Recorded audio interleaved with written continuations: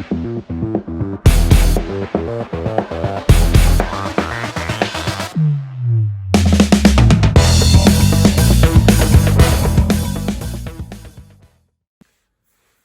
guys, thanks for joining me in the basement bait shop.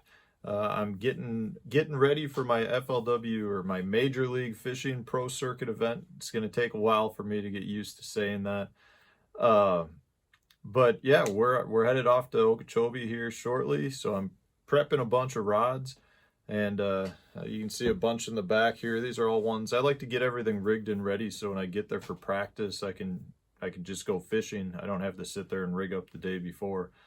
So that's what I'm doing right now. And the fishing was really tough. I was there a few weeks ago, and it was not the Okeechobee that I know of. It was not easy to get bites. The quality of the few fish that we caught was really good, but overall it was a tough fishery. And I think most of that has to do with the fact that the water is it like 15.5 feet above sea level, which is over a foot higher than I've ever seen, and really it's just high. I mean, at this point, they can get pretty much wherever they want in the marsh areas. They can get away from the boats.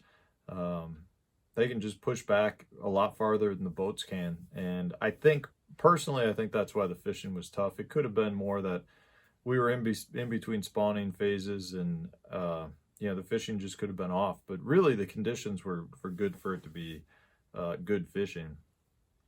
So I'm sitting down here rigging up rods. I've done a video earlier on the few baits that you need to do well in Florida. And this is one event where for me rigging up is pretty easy. In fact, I'm actually rigging up multiples of the same type of bait, which I normally don't ever do. I usually end up with like 16 different rods with 16 completely different baits and techniques. And in this case, for me, I've got like 4 or 5 different punching rods rigged up. I've got probably 4 or 5 moving type baits: swim jig, chatterbait, rattle trap, a couple of like topwater type baits, like like toads and frogs and that type of thing. Just things you can move through all the weeds and kind of get to work. But it's really a pretty easy prep job. And I just wanted to point out one thing while I'm doing this.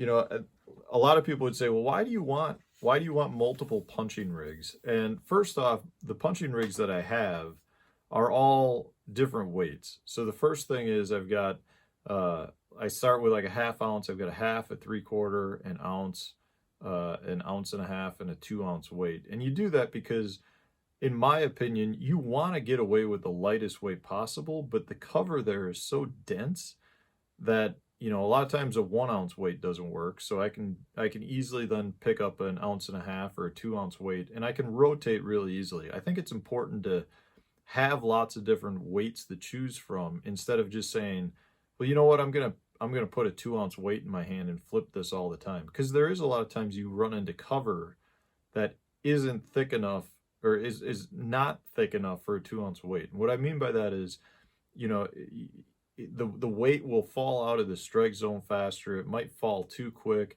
And really, for me, I just think you get more bites on a lighter weight. So that's my preference. So that's the number one reason I do it, because I like to have the different weight sizes.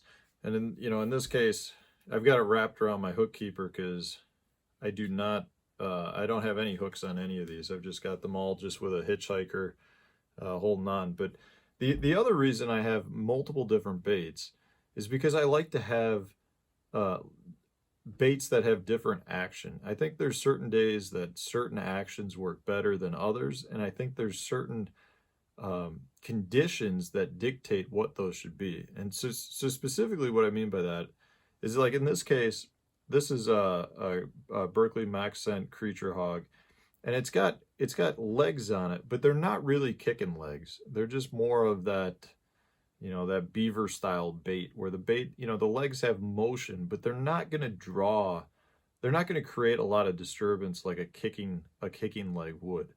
And I feel like this is a very good bait to use, or a style to use in most cases.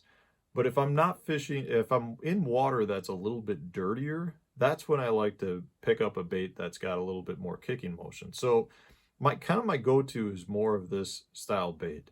I think that it works in most conditions. But if I'm running into an area or go into an area that's got more off-colored water, that's when I like to pick up, let me get this off. That's when I like to pick up something like this Pit Boss. And the Pit Boss has, 4 appendages on it. And these do kick. They kick a lot. A chigger craw is another bait that I really like to flip. And you get a lot of that motion out of those legs, which creates water disturbance, and that allows the fish to hone in on the bait better in dirtier, murkier water. So I always like to have something that's got more legs to it, more kicking motion to it. And then the third style is really what I call a do-nothing style. And it's more of just a bait like this little craw. It's a significantly smaller bait, and it's got nothing that moves on it. Like, this bait will create no motion at all. But it works really well in tough conditions. So if we do get a cold front that moves through, or I feel like the fish are just not in an aggressive mood, this is more of the style that I'll go with. Something like this, or I even like to try to punch a Berkeley General if I can. That soft stick bait gets through the weeds pretty decently, and breaks the surface and goes down, and it's just that do-nothing bait. And sometimes that's what the fish want. So usually for me, I always have at least 3 styles of baits in 3 different size weights. And, I'll kind of play around with that my entire practice until I think I've got, a good bait dialed in. And then at that point, going into the tournament, I'll usually have that bait in a couple of different weight styles or weight sizes. So that's kind of how my approach to flipping in Florida.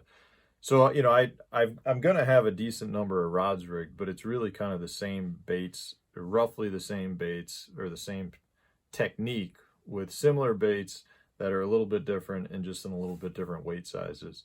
But I hope that helps. You don't necessarily want to just have one flipping rod. If you're going to do it all day, you should have 3 or 4 rigged up, and that is a pattern that I like to utilize when I'm down in Florida, if it's working. So we'll see.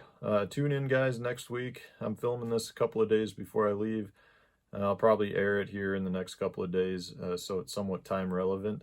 But tune in next week. I think the tournament starts February 7th.